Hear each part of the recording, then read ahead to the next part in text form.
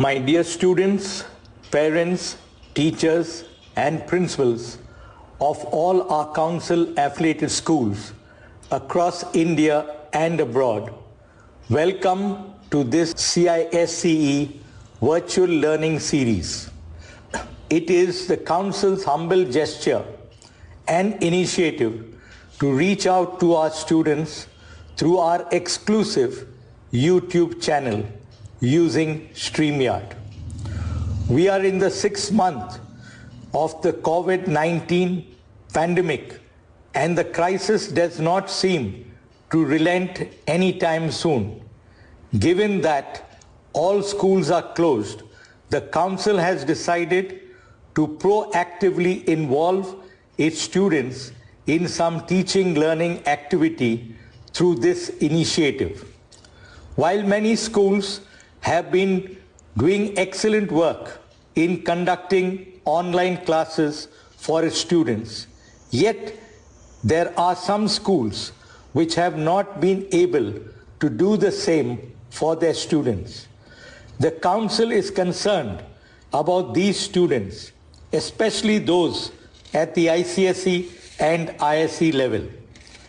Therefore, the Council has arranged for subject experts for all the major subjects at the ICSE and ISE levels to address students' concerns and to suitably guide them in these subjects. These lessons can be viewed exclusively on the CISCE YouTube channel.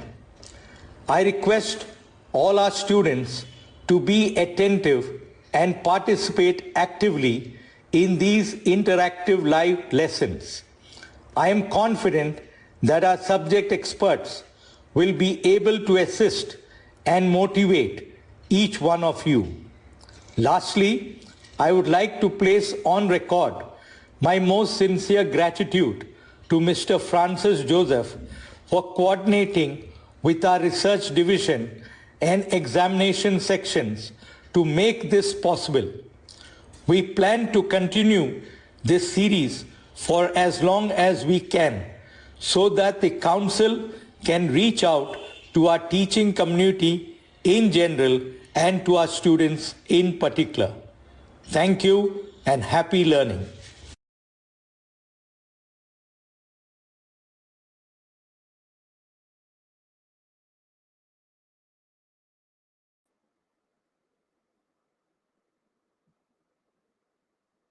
It had its first session in the year 1952, and its first chairman was S. Radhakrishnan. What am I talking about? Curious? Good morning and a very warm welcome to everyone who has logged into this virtual session of Class 10 ICSE History and Civics. And it's my privilege to be your facilitator for this session.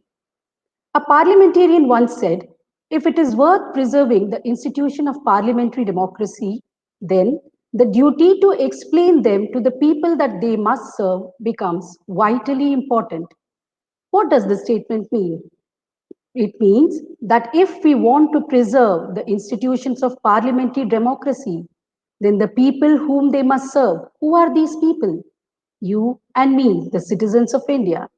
The people must understand what are the functions of these institutions, what are the powers, and what is the scope of each house. Unless we understand them, we won't be motivated to preserve them. So it becomes vitally important for you as young citizens to understand how these parliamentary institutions function. And going in this direction, the Union Legislature, we had session 1 yesterday, where we spoke about the Lok Sabha. And today, we will focus on the Rajya Sabha. Now there is a word up there, bicameral legislature. What does this mean and why is it important? Bicameral, the word itself means a legislature where there are two houses. This is true at the state level also. All states compulsorily have the Vidhana Sabha. Only a few states have the Vidhan Parishad. States which have both the Vidhan Sabha and Vidhan Parishad are called bicameral, and states which have only one house are called unicameral. So at the center, we have two houses. The upper house, the Rajya Sabha, and the Lok Sabha, which is the lower house. Now, if you look at the slide carefully, you will see that the arrows of both the houses are pointing in the same direction. What does that mean? Are these two houses rival centers of power? Do they compete with each other? No. The arrows pointing to the same direction tell you that they work towards a common goal. They don't compete, rather, they coordinate and cooperate. Why do they coordinate and cooperate? Because they work towards a common goal. What is that goal? The welfare of the nation and welfare of the citizens. No doubt, each house has its own exclusive powers. We'll discuss it later in the session. But otherwise, they have co-equal powers in almost all legislations. For instance, if you have to make an amendment in the constitution, or if the president or the judges have to be impeached, or if you want to pass an ordinary bill. In all these aspects, both the houses have co-equal powers. So it's equally important for understand what Rajya Sabha does also. Yesterday in session 1, we had all the powers of the Lok Sabha which we understood. Instead of going through it orally, shall we see a small video and refresh our memory? Please watch this video for a quick recap.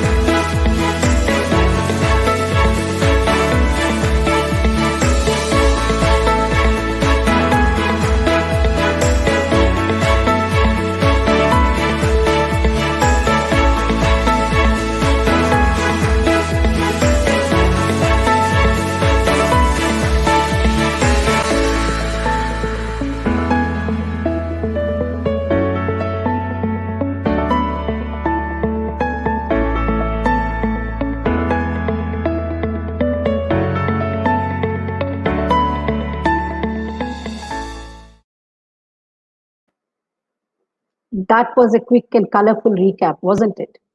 Now we are just seeing this slide which is showing you the overview of the session. Now, why am I showing you the overview of the session? For two reasons. One, I want you to be aware what we are going to discuss in today's session so that you know the flow of the session. The second reason is that the points that I have put here in overview, this is the scope of this part of the lesson. So when I'm explaining these points to you, I may use various illustrations, various examples, or quote many events. They are just to help you understand the chapter better. It is for understanding and not for testing.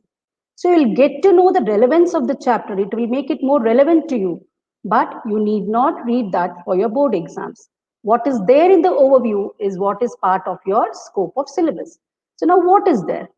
The composition. Here, it's obviously the composition of the Rajya Sabha. Election. How are the members of the Rajya Sabha elected? And what are the qualifications required for one to be a member of the Rajya Sabha? What is the term of the member? Why am I saying term of the member and not term of the Rajya Sabha? We will understand later. The presiding officer. Up till here, it is about the Rajya Sabha and only the Rajya Sabha. The last two pertain to both the houses. Control of legislature over executive. What does that mean? It means I'm going to explain to you how the two houses can control the government. Also, you will understand what I told you at the beginning of the session. What are the exclusive powers of the two houses? What is unique to each house? So shall we move on? to the composition.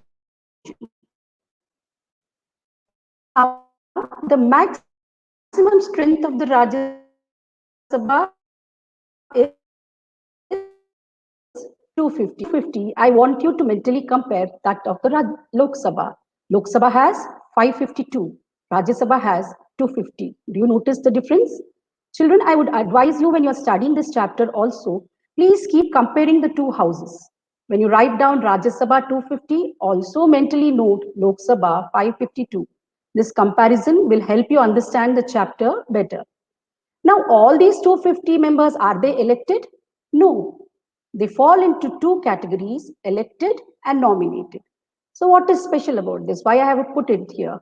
Because even in Lok Sabha, you have elected and nominated members. But you will notice why I have put it here. In the next slide, we will see how these members are adding up to the 250 number. Now the president nominates 12. That's a big number, 12 out of 250. 12 members from among people from various fields like academics, sports, art, theatre. The best from all these fields are chosen and nominated by the president. I told you in the previous session also that the president is the only person who has the power to nominate members.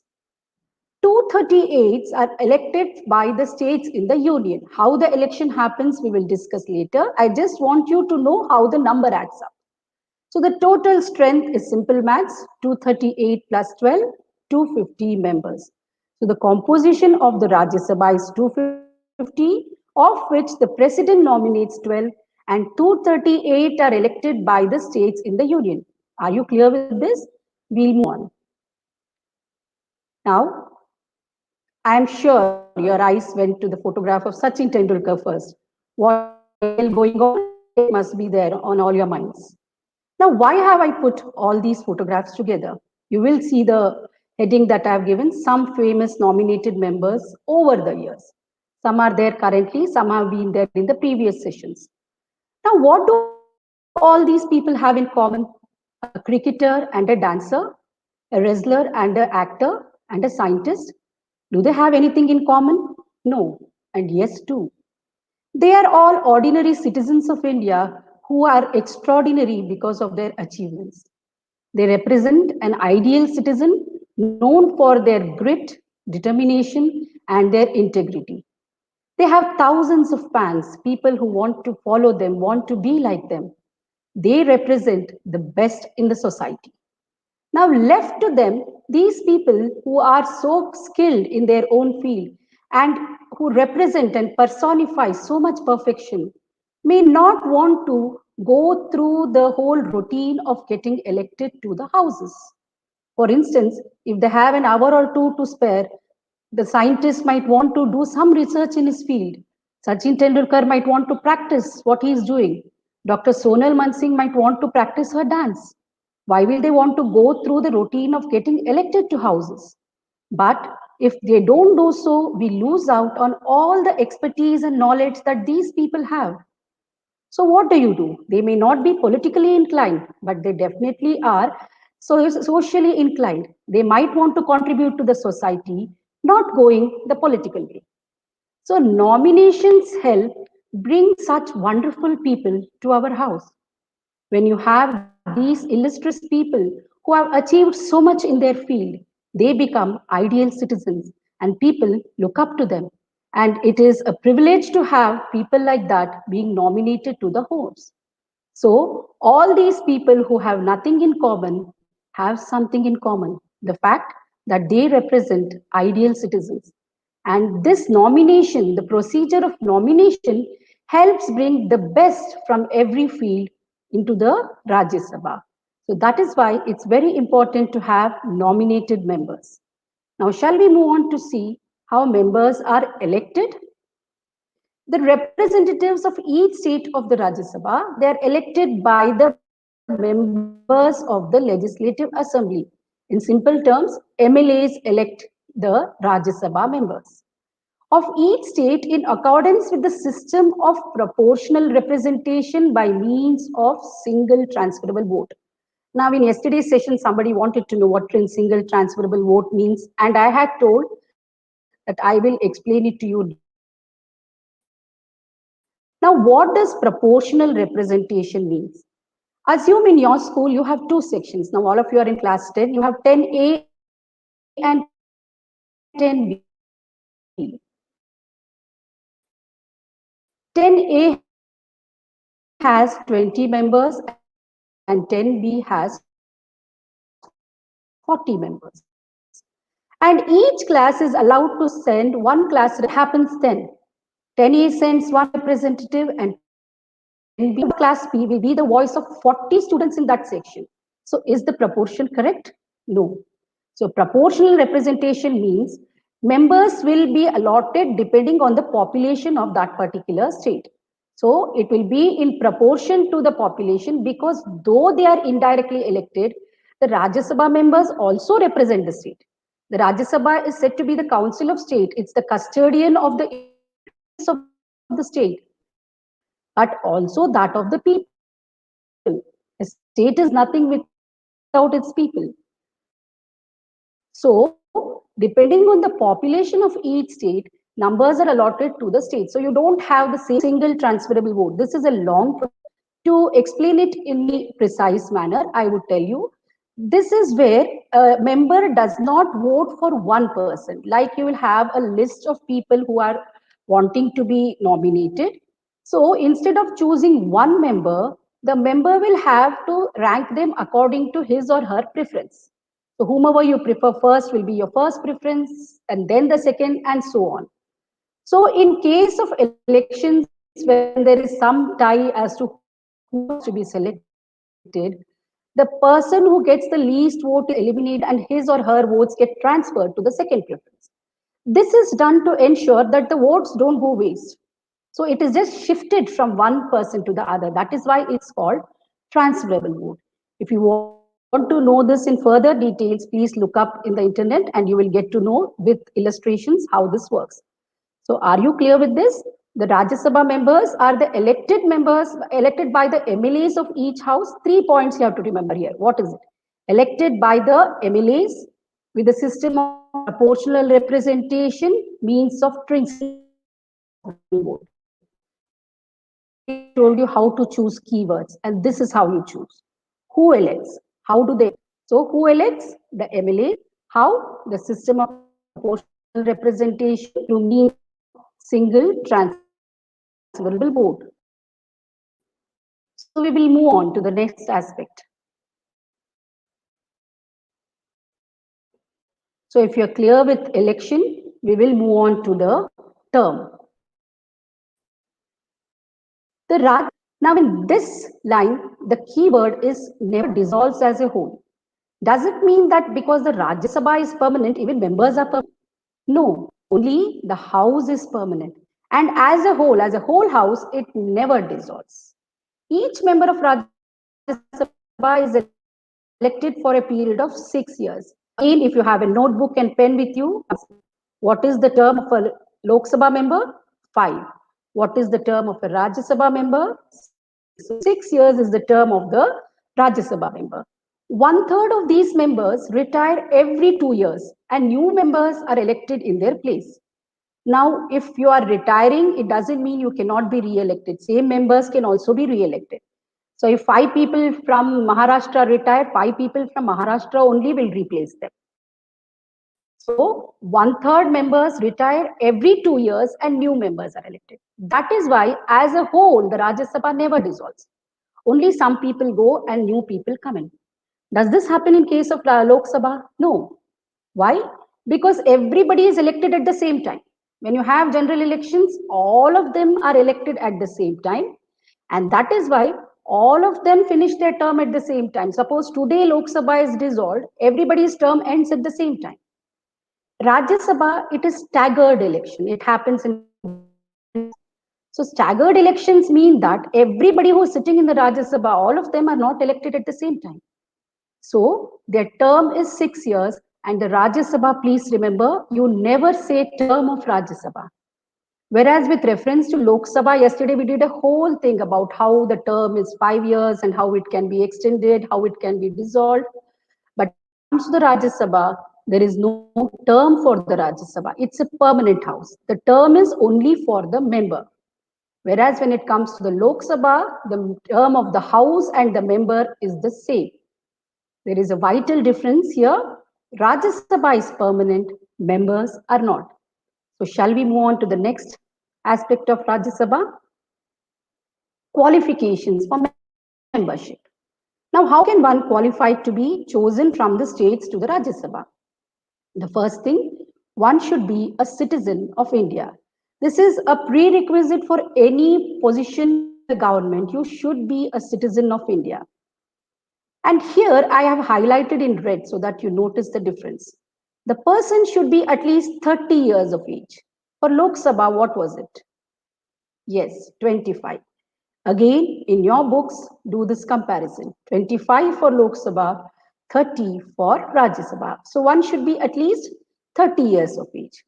And the person should not be an insolvent. I told you what insolvent means. Insolvent means somebody who cannot meet up to their financial commitments. Somebody who is a debtor or somebody who has a lot of loans and cannot fulfill those financial commitments. So then that person cannot stand for election. Should have his or her name in the electoral rolls in some part of the country. Now, earlier it was that people who were chosen for Rajya Sabha had to be from the same state. Now it is not so. So you can see that the finance minister of the country is being chosen from Karnataka. So different places people can be chosen from different states. It is not necessary that you be chosen from the same state where your name is in the electoral rolls. The same rule applies both for Lok Sabha and Rajya Sabha. Other than the age factor, the rest of the qualifications are similar. Lok Sabha and Rajya Sabha membership, for that the qualifications are the same. Next, should not hold any office of profit under the government. I told you what office of profit means.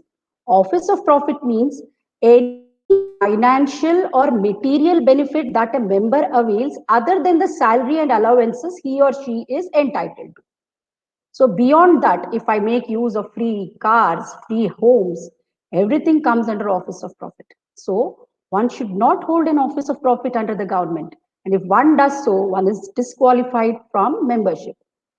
A person should not be a proclaimed criminal. Again, make a distinction here. Everybody who is accused is not a criminal. Anybody who is declared by the court of law as a criminal becomes a proclaimed criminal. And one should not be unsound of mind. And this has to be declared by the court of law after consulting medical professionals. And then, if it is declared that somebody is unsound of mind, he or she is disqualified. Like the Lok Sabha, even in the Rajya Sabha, all these qualifications have to be met. You cannot say, okay, I'm a citizen of India, I'm 30 years of age, I'm not an insolvent, but I'm holding an office of profit. No. Any one of this is violated, automatically you cannot be nominated to the Rajya Sabha. You cannot stand for elections. You cannot be elected to the upper house.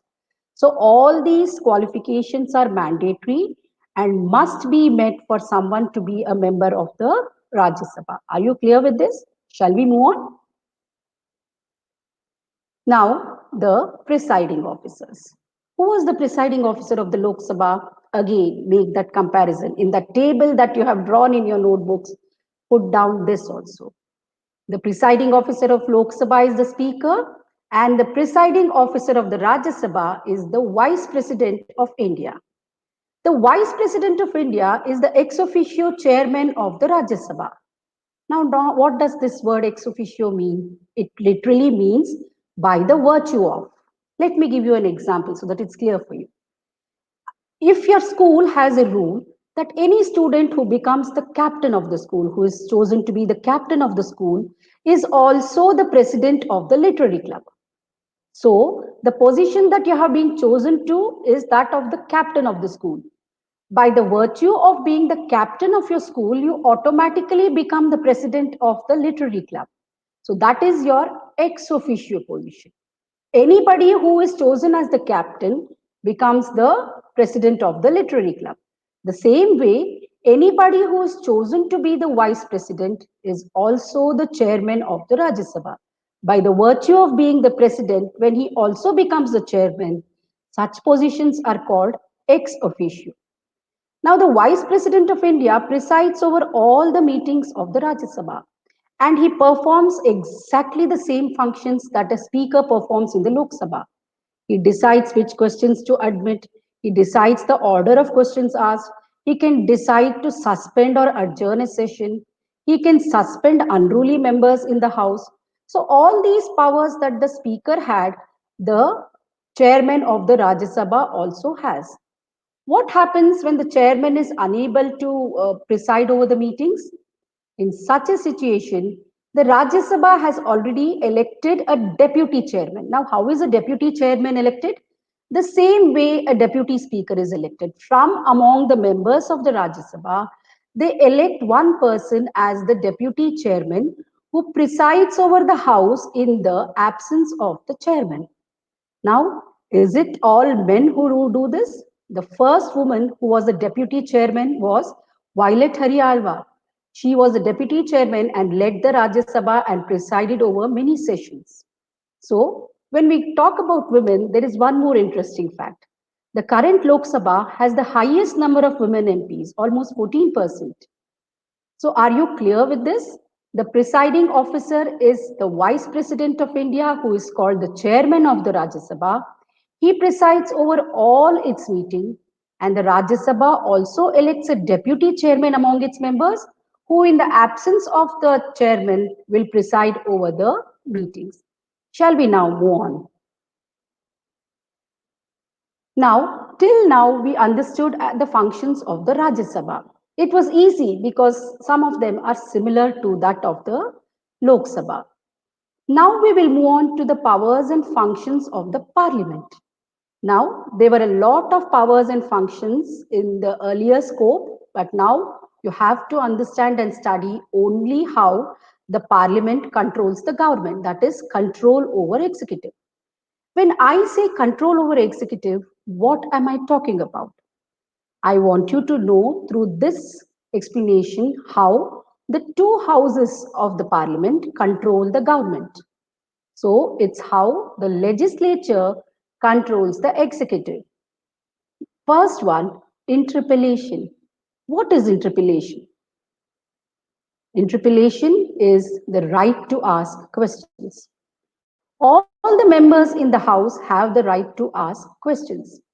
Questions, debates, discussions, these are the way in which the opposition attacks the government. Opposition holds the government responsible. So there are two sessions of questions that are asked in the House. One is the question hour. The question hour is where the first hour of the Lok Sabha questions are asked with a 10-day notice. The second hour is the 0 hour. 0 hour, like you might have 0 hours in your schools. Sometimes 0 hour is a random hour, an hour where random questions can be asked, spontaneously questions can be asked. But as I told you, it is the speaker's function and that of the chairman to control how these questions are asked. So everybody cannot just stand up and ask a question. That also has an order, and that order is decided by the presiding officer. So 0 hour and question hour, especially the 0 hour, because it's a spontaneous question and answer session, the government is held accountable by the other members of the House. They question the government, they ask for explanation. All this happens during the interpellation. Next is vote of no confidence. Now, all the members of the Council of Ministers are responsible to the Lok Sabha. They are collectively responsible to the Lok Sabha. And it is mandated in our constitution that they can be in power only till they enjoy the confidence of the Lok Sabha. Now, why am I saying only Lok Sabha here? Because vote of no confidence can be moved only in the Lok Sabha. So the whole council is responsible to the Lok Sabha, and if the Lok Sabha passes a vote of no confidence, then the government falls. This is a very important thing to understand, that the government can be totally at the mercy of the Lok Sabha if it doesn't have the numbers. The 12th Lok Sabha fell by one single vote. So do you understand how important it is to have numbers on your side? So the vote of no confidence is one way in which the House can control the government. Adjournment motion. What is an adjournment motion? An adjournment motion, if passed, means that the business of that particular day has to be set aside and some other matter of urgent public importance has to be taken up. Now, when I'm talking about adjournment motion, suppose there has been some, death of many people at one place due to some reason. You can't continue to do normal business on that day. So the opposition will corner the government. They will ask them, why did this happen? What have you measures have you taken to, set these things right? So the government becomes accountable. It has to answer those questions. It has to give explanations. So adjournment motion is one way in which the House can control the government. Other motions of censure. Now, this is a very general term. I'll just give you one or two examples for this. One is the censure motion. Censure motion is moved against a minister, and you have to give a reason why you are doing it. And this is one way in which the ministry can be controlled. Also, rejection of a government bill. The government passes a bill, the opposition rejects it. So that way you can tell the government, you cannot pass any bill. We will scrutinize it. We will go through it. They can refer it to committee. They need not immediately accept it. Also, sometimes they might accept a private member's bill against the wishes of the government. Now, what is a private member bill? How is it passed? A private member bill is a bill which is moved by any member of the parliament who is not part of the government. Need not be part of the council of minister or the cabinet. It may be somebody from the opposition. It may be an independent member. Anybody can move a private member bill. Suppose the government is against that bill, but the House ensure it is passed. That is one way of censuring the government. Monetary controls, very important. How does the House control the monetary functions of the government?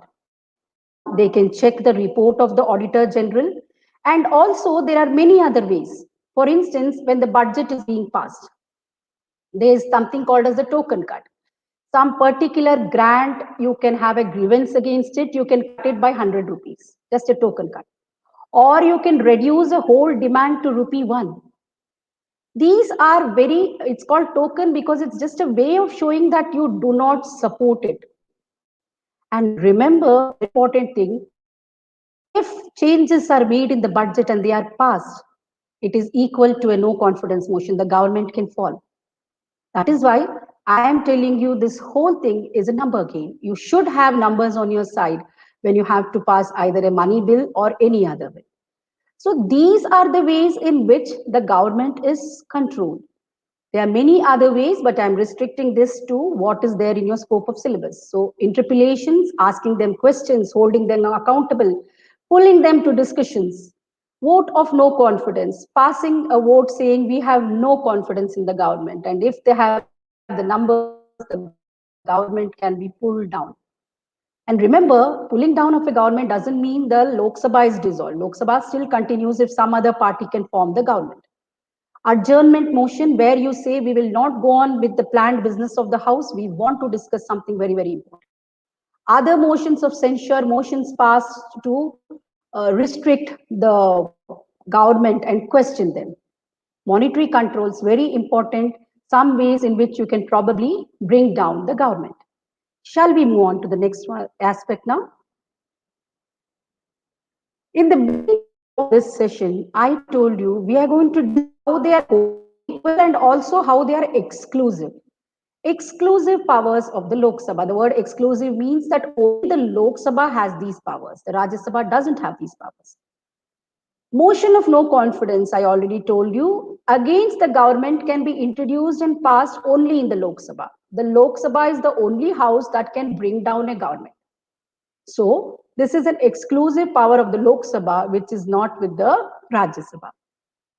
Money bills can only be introduced here. So that's the way in which governments which have a majority in the Lok Sabha can pass bills. Money bills can only be introduced here. Does that mean that the Rajya Sabha has no power over it? Yes. The bill is passed in the Lok Sabha and it is sent to the Rajya Sabha. However, the Rajya Sabha has no power to reject a money bill. It can send it back with some recommendations, and the Lok Sabha can either accept or reject all the recommendations. It is given 14 days to go through the bill, and after 14 days, it is deemed to have been passed. What does this mean? It is assumed that the Rajya Sabha has passed it, and the Lok Sabha sends it to the president for signature. So, money bills cannot be introduced in the Rajya Sabha. Only ordinary bills can be introduced in both the houses. Money bills is an exclusive forte of the Lok Sabha. It prevails over Rajya Sabha in case of a deadlock over an ordinary bill due to its numerical strength. What is meant by the word deadlock? Some of you just read it like that without understanding what deadlock means. Deadlock is now you have two houses. What is an ideal situation when an ordinary bill is going to be passed? It is introduced in one house, whichever house, either the Rajya Sabha or the Lok Sabha. And after it is passed in the first house, it goes to the second house. However, over here, once it is passed in one house, it may be rejected in the other house. That is a deadlock. One house says yes to the bill, other house says no to the bill. In that case, it cannot go to the president. So what happens? The president calls for a joint session of both the houses and the speaker of the Lok Sabha presides over it. And then the voting happens again. And in such a situation, usually the Lok Sabha prevails because it has more number of members. Shall we see what are the exclusive powers of the Rajya Sabha? The exclusive powers of the Rajya Sabha. The Rajya Sabha by two-third majority can empower the parliament to make laws with respect to the state list. Now there are three lists, the union list on which only the parliament can legislate, the state list on which only the state can legislate, the concurrent list, both can legislate. However, the Union Parliament will have the power to make laws with respect to the state list if the Rajya Sabha declares that that particular subject is of national importance and the Parliament has to make a law on it. That doesn't stop the state from making a law too. But the Rajya Sabha can empower the Parliament to make laws with respect to the state list. It can declare that the creation of new All India services be made in the national interest. What is All India service? All India services are services like the IAS and the IPS, administrative service, the police service. So, like that, if you want to introduce some service for the whole country, All India service, that can be done only by the Rajya Sabha. Now, this is a very evident function as the Rajya Sabha is a permanent house.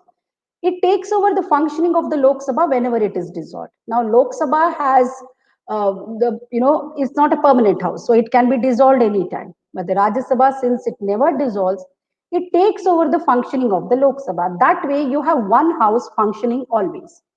So these are the exclusive powers of the Rajya Sabha. By two-third majority, it can empower the parliament to make laws on subject to the state list, declare new All India services to be created, and also take over the functioning of the Lok Sabha when it is dissolved. So now, shall we move on to a quick recap? We began by understanding the composition of the Rajya Sabha, where I told you you have 250 members, 238 elected or nominated from states, and 12 whom the president nominates. How are these members elected? By the MLAs. 3 points I told you. By the MLAs through proportional representation, single transferable vote. 3 keywords. Qualification for membership remains the same as that of the Lok Sabha, except that the age is 30 years. It just goes on increasing like that. For instance, if you want to be elected as a president, it becomes 35 years. So 30 years for the Rajya Sabha. The term I told you, when we are talking about term, we are talking only about the term of the member because the house of the Rajya Sabha, it's permanent. It never dissolves. Only the members retire and new members take over their place. The presiding officer, the vice president of India is the presiding officer there. I also told you the various ways in which the government can be controlled by the houses, how the legislature controls the executive, interpellation, motion of censures, no confidence motion, adjournment motion, and so on. Also, we understood that though both houses are equal, they have exclusive powers which are exclusive only to that particular house. The other house does not have the same powers. So each in their own spheres have exclusive powers. What powers the Rajya Sabha has, some of them the Lok Sabha doesn't have, and what the Lok Sabha can exercise, the Rajya Sabha cannot. So now shall we move on to discussing question and answers. This sample question I put up here, a very simple question. What is the term of the Rajya Sabha member? The term of the Rajya Sabha member is 6 years. Now you can even just write 6 years over there if you want to, but this is the keyword over here. So it is enough if you write this much. Some of you go on explaining the Rajya Sabha is a permanent house, 1/3 members. It's not required. Look at the marks. This is a 1 mark question. It requires a simple, precise answer. Now, this answering of questions becomes easy if you study also like that. If you study huge paragraphs and you have to write precise answer, it is not possible. When you are studying, you need to identify the key sentences, the key words, and study in that order. When you study in that order, you will be able to answer in the same order too.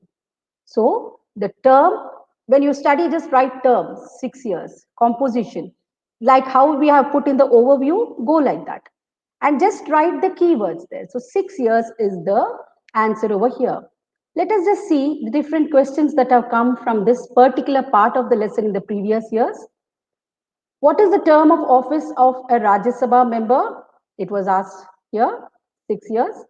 Name the bill that cannot originate in the Rajya Sabha. Sometimes in your hurry, you don't read the word properly. If you read can and just go on, then your answer will be incorrect. Cannot originate. Which bill?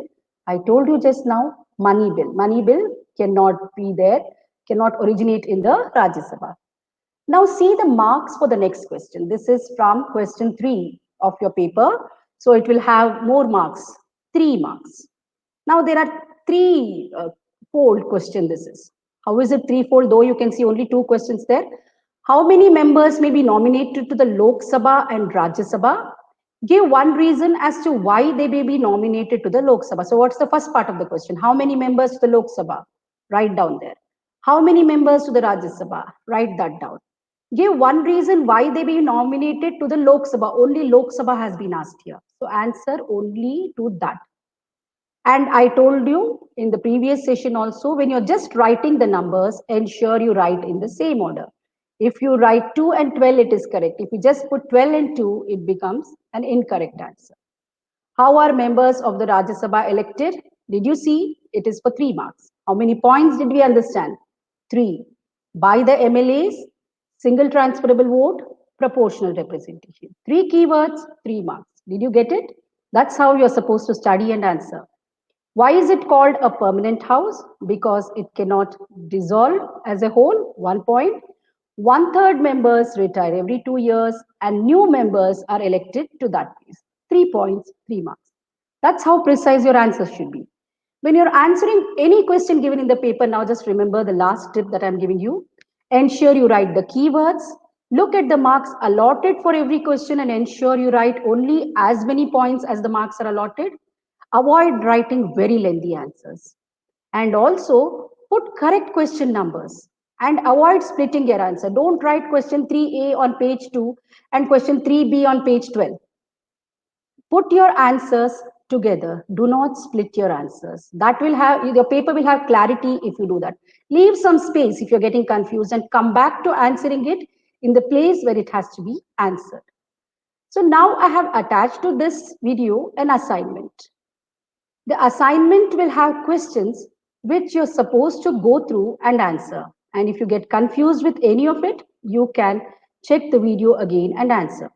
And follow all the rules I have told you, stick to the keywords. I'll just go through it quickly with you. What is the maximum composition of the Rajya Sabha? What are the 2 categories of members in the Rajya Sabha? How many members are elected from the states? Who elect them? How many members can the president nominate to the Rajya Sabha? What is the difference between the Rajya Sabha and Lok Sabha with reference to qualifications for membership? Read it properly and understand. It's a short answer again. Who presides over the Rajya Sabha? How is the deputy chairman elected? Mention 2 ways in which the legislature controls executive, exclusive powers of Rajya Sabha and Lok Sabha.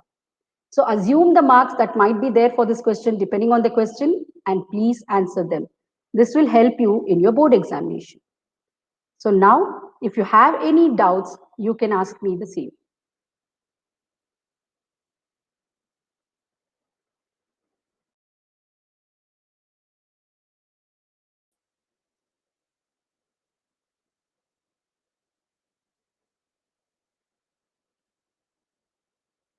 Okay, the first question. Can the president use his discretion to nominate members to the Rajya Sabha? That's a very important question to ask, because when we say the president nominates, you assume he can choose. No. The president is given a list of the members that have to be nominated to the Rajya Sabha. The prime minister and his cabinet decide who has to be nominated to the Rajya Sabha. So he cannot use his discretion.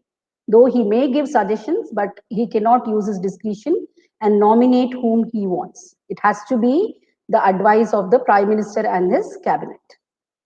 The next question. Can the nominated members vote during election of president? That's a very important question because the president himself nominates the members. No. Nominated members have all other powers that the elected members have, but they cannot vote during the election of the president. It is not allowed. The next question, please. Does the Rajya Sabha have no role in passing of a money bill? Technically, no. In the sense that they have no power over it. They can't bring in changes. They cannot, recommendations they can give.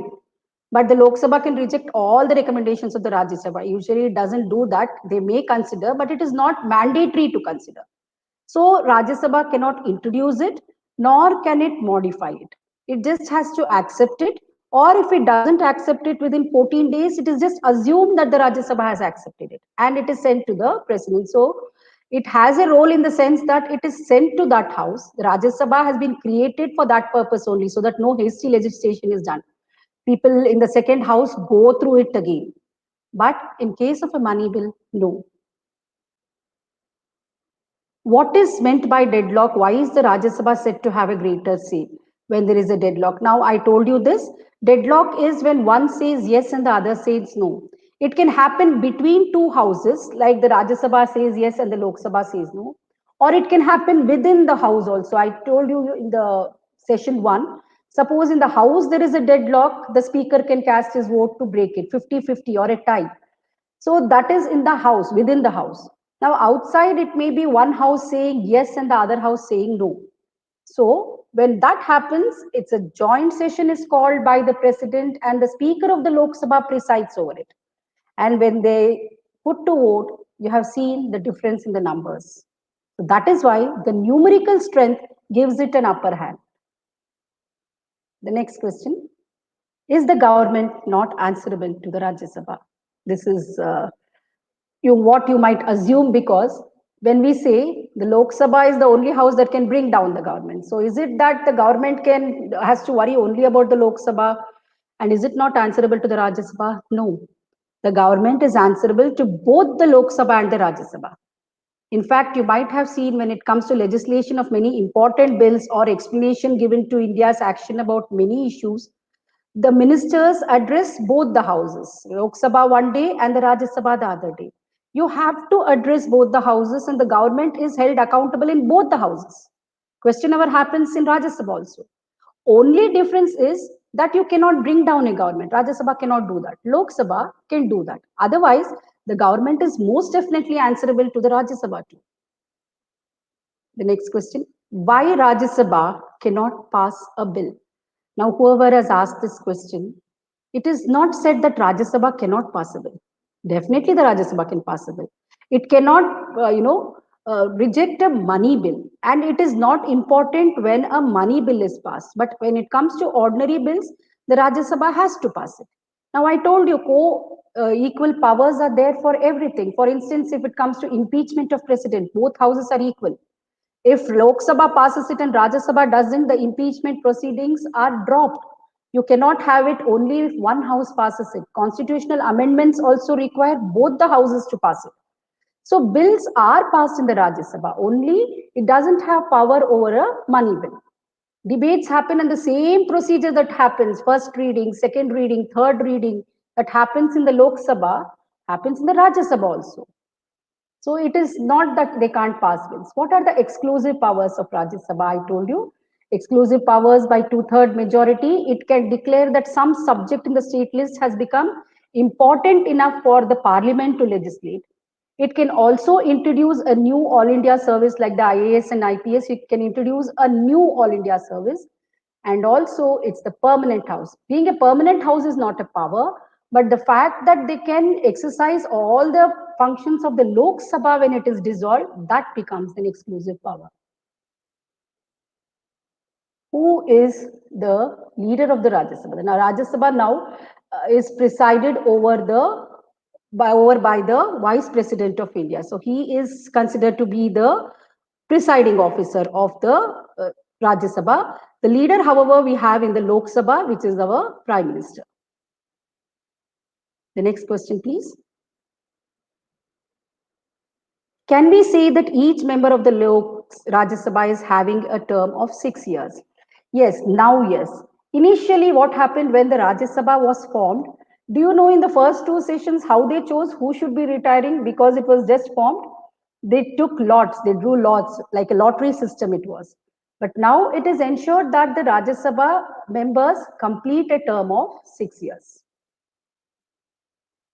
It did not begin like that, but what is no confidence motion? No confidence motion, simple English, it means we have no confidence. No confidence about what? About whom? About the government. So we have no confidence in the government. So the opposition leader will move this motion, and if this is passed, the government falls or the government has to be, the government has to resign. Can the Rajya Sabha be dissolved? No, it is permanent. It's a permanent feature of our democracy. The members retire. The Rajya Sabha is permanent. That's why it's called the permanent house.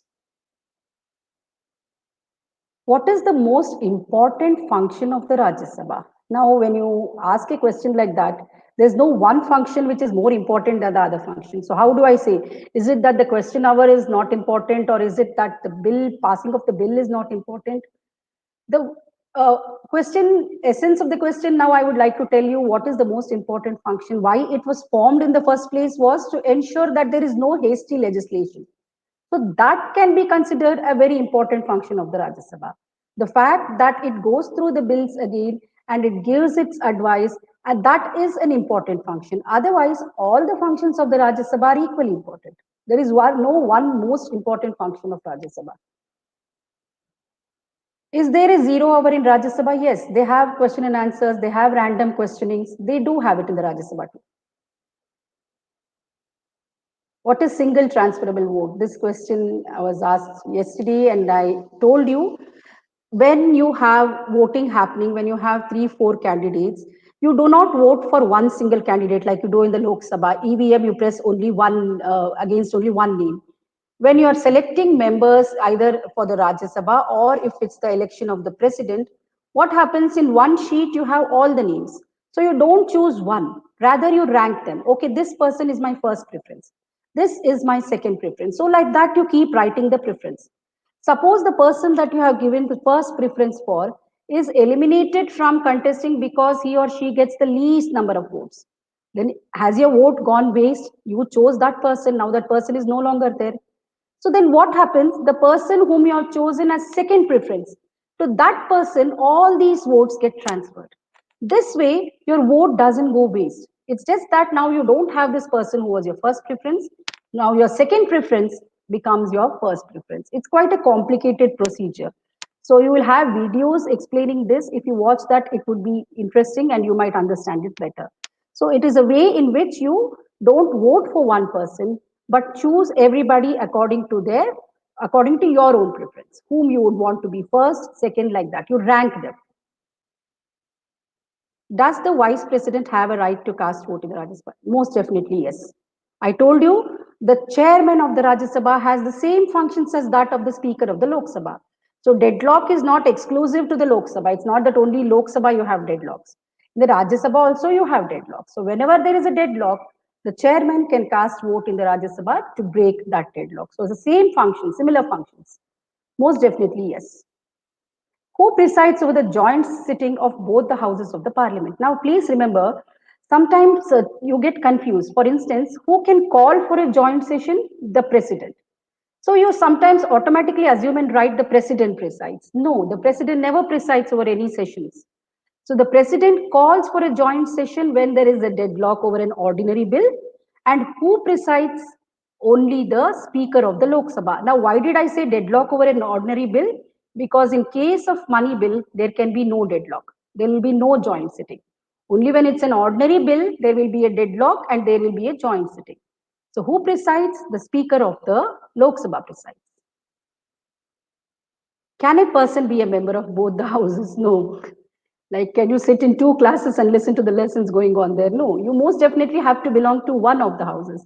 Sometimes there might be a problem where somebody stands for to be the member of the parliament and also the member of the legislative assembly, like you stand for both of the seats. So you have to give up one. You cannot be there in both the houses. No, most definitely no. You have to be the member of only one house. What functions does the vice president perform in the Rajya Sabha? The same as that of a speaker in the Lok Sabha, like deciding which questions to admit, deciding which questions will be debated and which need a written answer. He can suspend members for unruly behavior. He can expunge words which are unparliamentary. He can decide when to put a motion to vote and pass it. Everything that is passed by the Rajya Sabha is signed by the chairman, the same functions. So when you're asking questions, don't keep asking vice president. Also mention the chairman so that you know it is clear in your mind. Can the Rajya Sabha members who retire be re-elected? Most definitely, yes. If I retire today, I can be elected again to the same position. So a Rajya Sabha member can be elected. What is a private member bill? A private member bill is a bill moved by somebody who is the member of the house. So he has to be a member of the house, but not necessarily from the ruling party. He need not be part of the cabinet or part of the council of ministers. He can be from the opposition party or he can even be an independent member. So they can pass a bill, and if this bill passes against the wishes of the government, then it shows that the government doesn't have the numbers in the house. So that's one way in which the house can control the government also. I'll take one last question.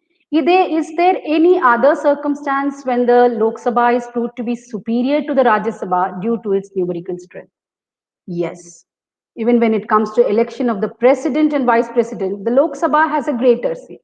So anywhere where both of them have to vote, remember the numbers are on the side of the Lok Sabha.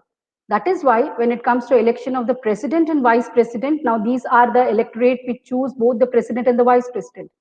So in both the cases, because of its numerical strength, the Lok Sabha will prevail. So thank you everyone for logging into this session. I hope you have learned how the parliament functions. Thank you.